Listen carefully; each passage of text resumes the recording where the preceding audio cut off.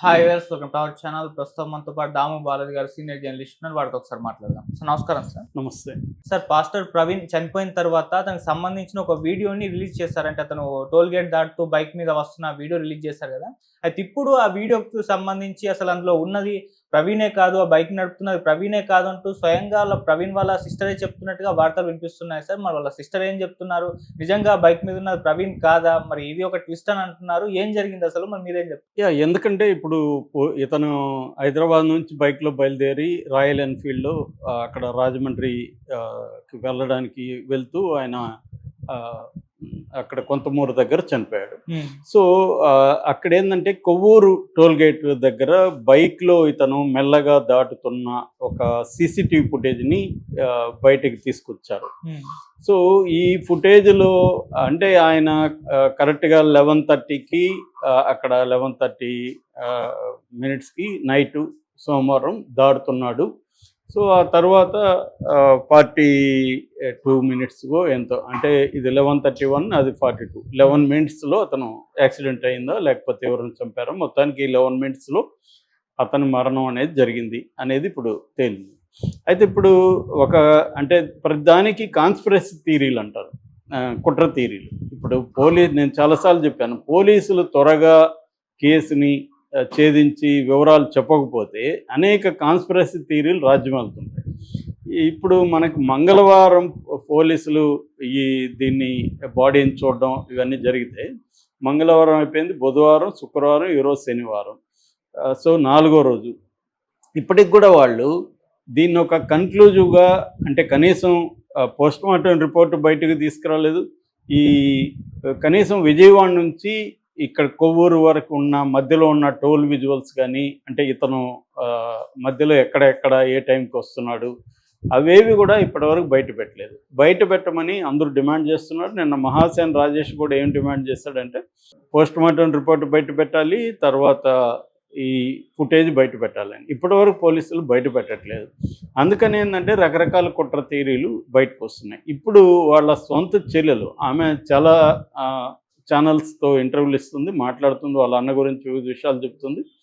So ఆమె ఇప్పుడు ఒక బాంబు పేల్చింది. అదేంటంటే అసలు ఆ బైక్ మీద ఉన్నది మా అన్నే కాదు, ఎందుకంటే సీసీటీవీ ఫుటేజ్లో ఆ బైక్ మీద ఉన్నది మా అన్న కాదు అంటే ఇంకెవరు అంటే పోలీసులు చెప్పాలి, మా అన్న అయితే కాదు అని. ఆయన బైక్ మీద ఇంకొక పాత విజువల్ని, ఫోటోని బయటికి తీసుకొచ్చారు. ఆయన అదే బైక్ మీద కూర్చున్నప్పుడు ఆయన ఎలా ఉంటాడో చూడండి, ఇక్కడ ఎలా ఉంటాడో చూడండి. కాళ్ళు అక్కడ ఈయనకంటే దాంట్లో పొడవుగా ఉన్నాయి కాళ్ళు, బాడీ కూడా అంత లావు లేడు మా అన్న. ఇవన్నీ ఆ అమ్మాయి చెప్తుంది. సో సొంత చెల్లెలు ఆరోపిస్తుందంటే there may be some truth అనేది అనుకునే అవకాశం ఉంది.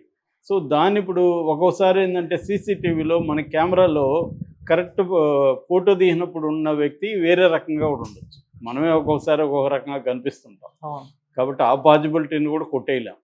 సో కాబట్టి సీసీటీవీలో కరెక్ట్గా మెజర్మెంట్స్ ఉన్న బాడీ కనబడదు మనకు. ఒక్కొక్కసారి ఒక్కొక్క అద్దంలో ఒక్కొక్కసారి మనం కూడా కనిపిస్తుంటాం.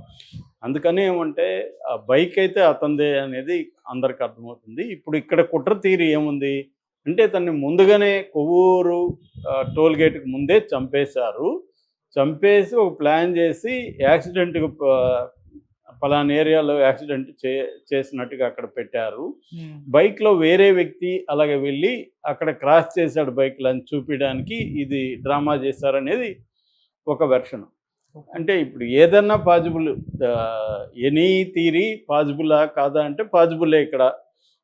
కానీ అది నిజమా కాదా తేల్చాల్సింది పోలీసులు, ఎంక్వైరీ చేసి తేల్చాలి. వాళ్ళు తేల్చకపోవడం వల్ల రకరకాల కుట్ర థియరీలు వస్తున్నాయి. ఇప్పుడు ఈ అమ్మాయి పేల్చిన బాంబు అయితే, అంటే సొంత చెల్లెలు కాబట్టి మా అన్న ఎలా ఉంటాడు మాకు తెలుసు కదా, ఆయన ఇంత హైటు ఇలా ఉంటాడు, ఇక్కడ ఇట్లా లేడు, దీంట్లో సన్నగా ఉంటాడు మా అన్న, ఇక్కడ లావుగా ఉన్నాడు అతను, కాళ్ళు కూడా పొడువుగా ఉన్నాయి, ఇవన్నీ ఆ అమ్మాయి చెప్తుంది. దానికి సంబంధించి ఒక బైక్ కూడా అక్కడ పెట్టారనమాట. పోలీసులు దీనికి సమాధానం నిన్న కూడా కేఏ పాల్ కావచ్చు, లేకపోతే మహాసేన్ రాజేష్ కూడా మీడియాతో మాట్లాడాడు. ఆయన తెలుగుదేశంలో అధికార ప్రతినిధిగా ఉంటున్నాడు.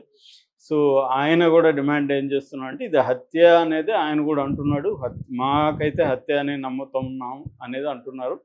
దీనికి కారణం ఏమంటే ఒక నేపథ్యం అయితే ఉంది. హత్య అనే ఎందుకు అనుమానం వస్తుందంటే, ఒకటి ఆ బాడీ పడిన పద్ధతి, ఆ యాక్సిడెంట్ జరిగిన పద్ధతి, అక్కడ ఆయన హెల్మెట్ వేసుకున్నా కూడా హెల్మెట్కి చిన్న గీతలు కూడా పడలేదు, తలకు మాత్రం దెబ్బేలా తగిలింది, అట్లాగే పెదాలని కోసినట్టుగా ఉంది. సో ఆ షర్ట్ మీద కూడా ఎవరో షూ ముద్రలు ఉన్నట్టుగా ఉన్నాయి, ఫుట్ ప్రింట్ కనిపిస్తుంది. ఇవన్నీ చూసినప్పుడు వేరే చోట హత్య చేసి అక్కడ ఒక యాక్సిడెంట్ లాగా పెట్టారు. రెండోది ఆ బైక్తో పడినప్పుడు మామూలుగా ఆ స్పీడ్కి దూరంగా పడాలి, అట్లా కాకుండా ఈయన మీద బైక్ పడడం అనేది కూడా కొద్దిగా డౌట్ఫుల్గా ఉంది. ఇవన్నీ చెప్తున్నారు. సో మామూలుగా యాక్సిడెంట్లు అయితే అక్యురేట్గా మనం అనుకున్నట్టే జరగదు. మన లాజిక్ ప్రకారం యాక్సిడెంట్లు జరగవు.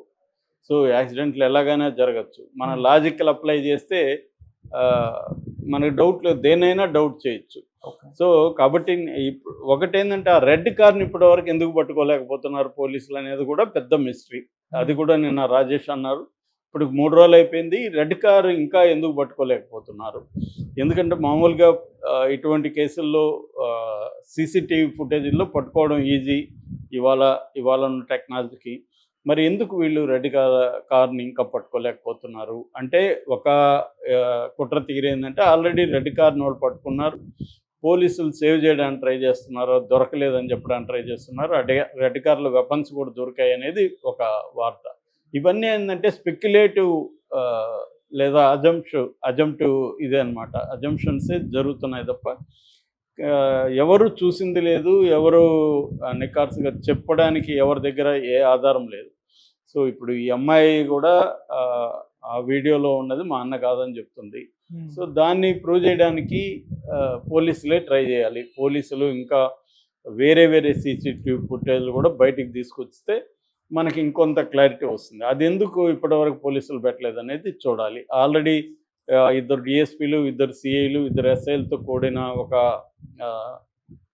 ఇన్వెస్టిగేటివ్ కమిటీ దీనికోసం నియమించారు, తూర్పుగోదావరి జిల్లా ఎస్పీ. సో వాళ్ళు ఇప్పుడే రంగంలో దిగినట్టున్నారు. వాళ్ళు మొత్తం ఆ రూట్లో అంతా సీసీటీవీలు పరిశీలిస్తున్నారు. సో ఈయన దాటి వెళ్ళిన మొత్తం 5 వెహికల్స్లో రెడ్ వెహికల్ మీద ఫోకస్ చేసినట్టు కనబడుతుంది. మేబీ ఇది ఇంకొక 1 or 2 డేస్లో ఏమన్నా ఇంకొంత ఇన్ఫర్మేషన్ సేకరించినాక పోలీసులు బయట పెట్టే అవకాశం ఉంది. ఎందుకంటే పోలీసులని కూడా మనం అనలేము. ఒక్కోసారి వాళ్ళు కన్క్లూజివ్ ఎవిడెన్స్ రానంత వరకు వాళ్ళు అనుకున్నదంతా బయట చెప్తే అది ఇంకా మోర్ కన్ఫ్యూజ్ అవుతారు. అందువల్ల కన్క్లూజివ్ ఎవిడెన్స్ ఇది చెప్పాలంటే కూడా ఇంకొంత మోర్ ఇన్ఫర్మేషన్ వాళ్ళకి రావాల్సి ఉండొచ్చు. అందుకు కూడా వాళ్ళు బయట పెట్టకపోవచ్చు. కానీ ఇలాంటివి జరిగినప్పుడు ఏంటంటే రకరకాల గ్రూప్స్లో ఇది ఇప్పుడు సోషల్ మీడియాలో రకరకాల పుకార్లు వ్యాపించేస్తే దీన్ని ఎవరు కూడా కంట్రోల్ చేయలేని పరిస్థితి.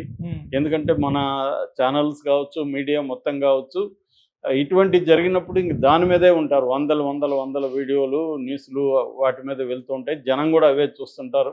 అందుకని కుట్ర థియరీలు ఇదవుతుంటాయి. ఇప్పుడు వీళ్ళ చెల్లెలు చెప్పింది కాబట్టి ఇది వాళ్ళన్న అనే దాంట్లో అందరికీ వాళ్ళన్ననా కాదా అనేది ఇప్పుడు అందరికి డౌట్ రావడానికి కారణం సొంత చెల్లెలే చెప్పడం అనమాట. Okay sir, thank you so much.